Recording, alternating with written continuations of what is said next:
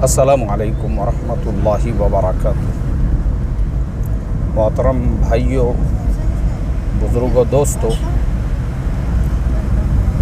फ़िलहाल मैं महाबलेश्वर के सफ़र पर हूँ और वाई से महाबलेश्वर का जो घाट है, इस घाट के ऊपर की जो चढ़ाई है, हम वो चढ़ाई चढ़ रहे हैं और आप ये जो सारा नज़ारा है वो देख सकते हैं। दरअसल रमज़ानुल मुबारक के बाद से हमारे जो फ़र्ज़ंदान हैं, उन लोगों का ये तकाज़ा था कि चलो अब्बा अम्मी को कुछ दिन आराम के लिए महाबलेश्वर लेकर चलते हैं।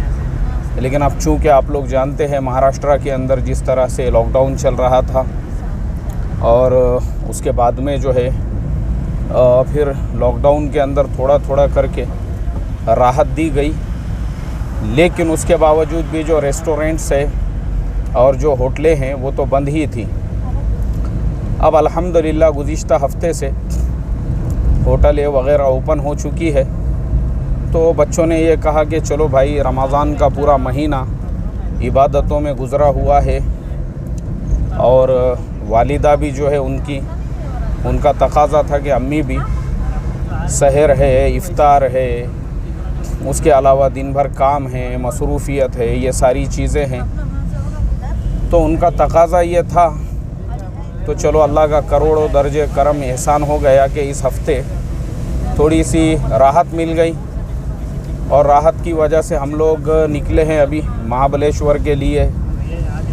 अब देखो, ये जो मेरे फ़र्ज़ंदान का जो इस तरीक़े से घूमने के लिए जाने का या आराम के लिए महाबलेश्वर जाने का जो इरादा है या जो तकाज़ा है, इसके अंदर बहुत सारी हिकमतें छुपी हुई हैं। अब वो क्या क्या हिकमतें हैं अभी मैं आपको बताता हूँ। ज़रा हम लोग घाट के ऊपर एक पेचीदा मोड़ में गाड़ी हमारी निकल रही है, तो ज़रा थोड़ा सा ये मोड़ को क्रॉस होने दो, इंशाअल्लाह फिर हम आपको बताते हैं कि इसमें कितनी इबरतें नसीहतें छुपी हुई है। देखो, सबसे पहली इबरत अल्हम्दुलिल्लाह हमने ये क्रॉस कर दी अल्लाह के करम से।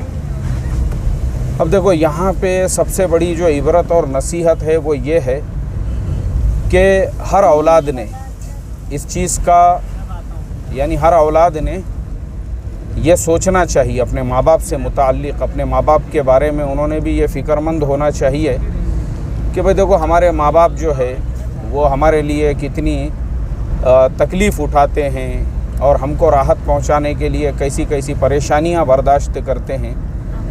तो हमारे भी ऊपर कुछ फ़राइज़ है, हम अपने माँ बाप को थोड़ा राहत पहुँचाए, उनको भी थोड़ा रेस्ट दे, थोड़ा आराम दे।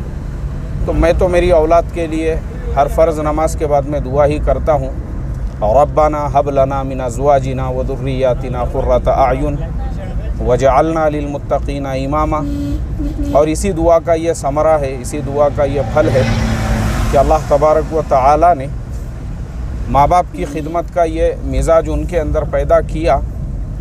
तो हर औलाद ने ये सोचना चाहिए। दूसरी चीज़ ये है कि जो मस्तूरात है घरों की जो मस्तूरात है, ये बेचारियाँ जो है घरों के अंदर रमज़ान का पूरा महीना,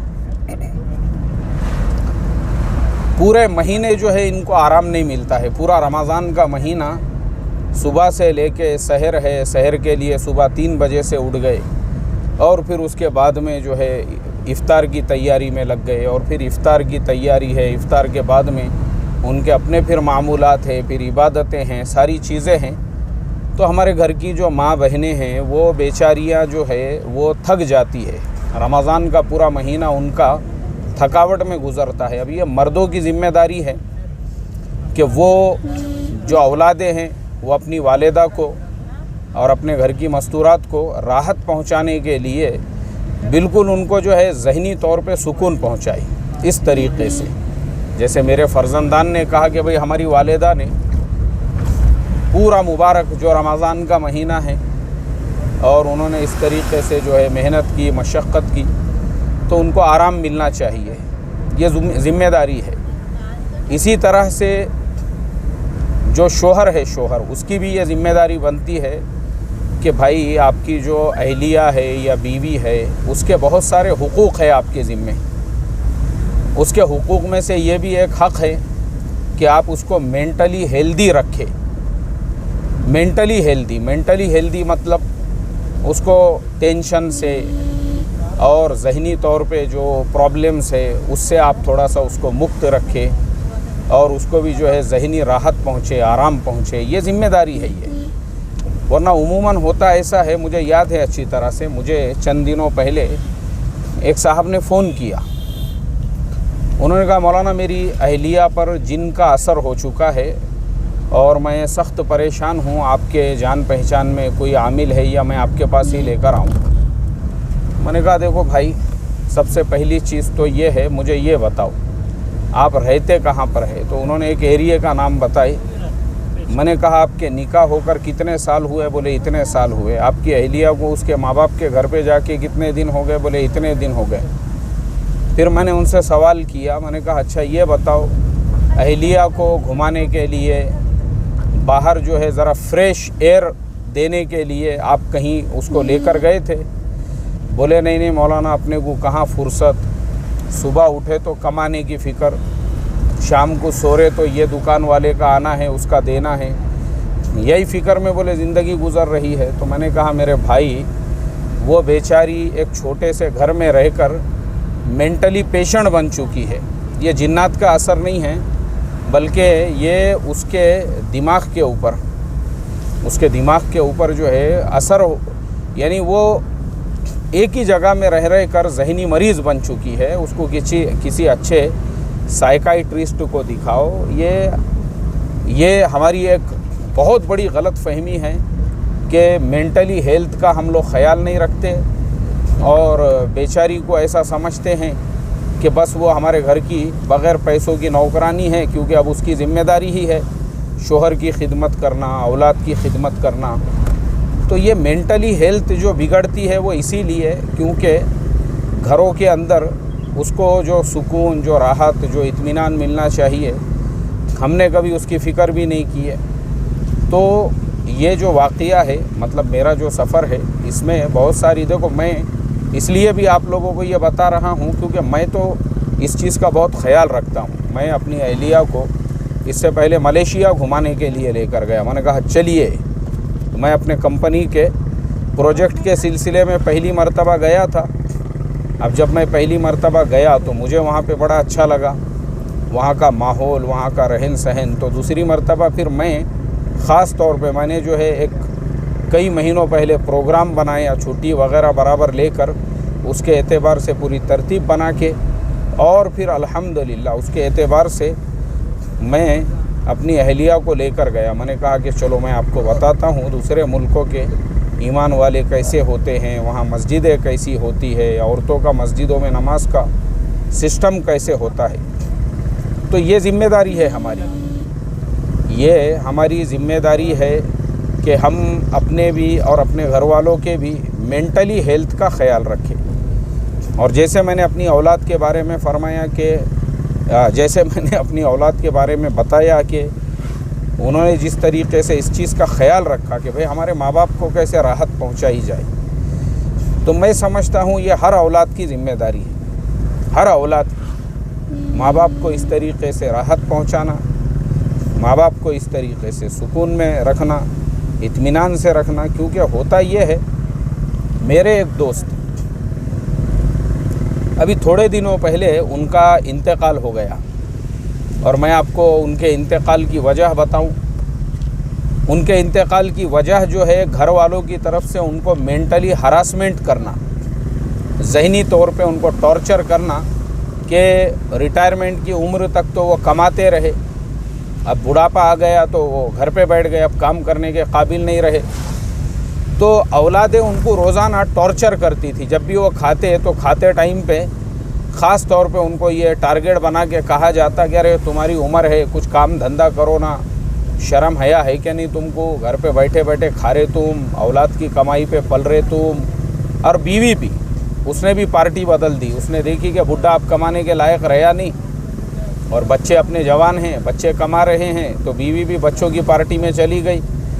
उसने भी अपने शोहर को कोसना शुरू कर दी, उसने भी अपने शोहर को बुरा भला बोलना शुरू कर दिया, अरे तुमको शर्म आना चाहिए, बच्चे कमा रहे, तुम ऐसी घर पे बैठे हुए हैं। अल्लाह हिफाजत फरमाए, अल्लाह हम तमाम को समझ अता फरमाए। तो इसलिए मोहतरम दोस्तों, मैंने सोचा कि भाई चलो इस उन्वान पर भी एक छोटा सा वीडियो बना के चैनल पे अपलोड किया जाए, आप तमाम लोगों को। साथ साथ में ये जो घाट है, अभी हम लोग पंचगनी पहुंच चुके हैं। देखो हम जो गुज़र रहे हैं, इस बस्ती का नाम है पंचगनी। पंचगनी से हमारा सफ़र जारी है महाबलेश्वर की तरफ। तो मैंने सोचा चलो आप लोगों को भी एक मैसेज देता चलूँ कि अल्लाह तबारक व तआला ने जो ज़िंदगी हमको दी है, ये अल्लाह ताला की अमानत है, और हमारी भी कुछ रिस्पॉन्सिबिलिटीज़, हमारी भी ज़िम्मेदारियाँ बनती है कि हम अपनी ज़िंदगी को अल्लाह की इबादत में गुजारें, अल्लाह की फर्मा बरदारी में। और हम अल्लाह की फर्मा बरदारी और अल्लाह की इबादत में हमारी ज़िंदगी को तभी गुजार सकते हैं जब हम ज़हनी तौर पर और जब हम अपने हालात के एतबार से मुतमईन रहे। देखिए गाड़ी एक रास्ते में खड़ी हुई है, हमारे ड्राइवर साहब जो है शायद उसको टेक ओवर करना पड़ रहा है जी। चलिए, किसने ठोका? अरे अरे अरे अरे अरे देखो, अभी हमारे आगे जो गाड़ी खड़ी हुई थी, नई गाड़ी हज़रत ने शोरूम से लेके आए और किसी ने ठोक दिया बोलते उसको। अल्लाह बेचारे की मदद फरमाए, आफ़ियत का मुआमला फरमाए। तो बहरहाल मेरे मोहतरम दोस्तों, ये पूरा वाक़या सुनाने का मकसद आप लोगों को यही था। हमारी नेक तमन्नाएं आप लोगों के लिए भी है। आप लोग भी ऐसा प्रोग्राम बनाइए अपनी फैमिली के साथ, अपने बच्चों के साथ, अपने अहलो अयाल के साथ। और अगर बच्चे हैं तो वो इस तरीक़े से अपने माँ बाप के लिए एक प्रोग्राम बनाएं कि भाई चलो हम अपने माँ बाप को इस तरीक़े से 2 दिन 4 दिन के लिए लेकर जाते हैं। और शोहर है तो वो अपने बीवी के लिए बनाएं, क्योंकि बीवी का भी हक़ है। बेचारी सुबह से शाम तक 24 घंटे खिदमत में लगी हुई होती है, तो उस एतबार से शोहर की भी ज़िम्मेदारी बनती है वो ज़हनी तौर पर जो मेंटली हेल्थ है, मेंटली हेल्थ आदमी ने मेंटली हेल्दी होना चाहिए। मेंटली अगर हेल्दी रहेगा तो इंशाअल्लाह उसको कभी डिप्रेशन नहीं होगा, कभी हाइपर टेंशन नहीं होगा, कभी उसको ब्लड प्रेशर का प्रॉब्लम नहीं रहेगा इंशाअल्लाह। ये हम अल्लाह की ज़ात से उम्मीद करते हैं। तो चलिए दोस्तों, दुआओं की खुसूसी दरख्वास्त ख़ास तौर पे मेरे फ़र्जंदान के लिए, अल्लाह तबारक व तआला दीन की मेहनत के लिए उनको कबूल फ़रमाएँ, दीन का दाई बनाए, दीन का शहदाई बनाए, और माँ बाप की ऐसे ही फर्मा बरदारी करने की और अल्लाह के हुक्मों पर चलने की पूरी ज़िंदगी जो है उनको तौफ़ीक़ अता फ़रमाएँ। चलिए अब हम इजाज़त लेते हैं आपसे। अस्सलामु अलैकुम व रहमतुल्लाहि व बरकातुहू।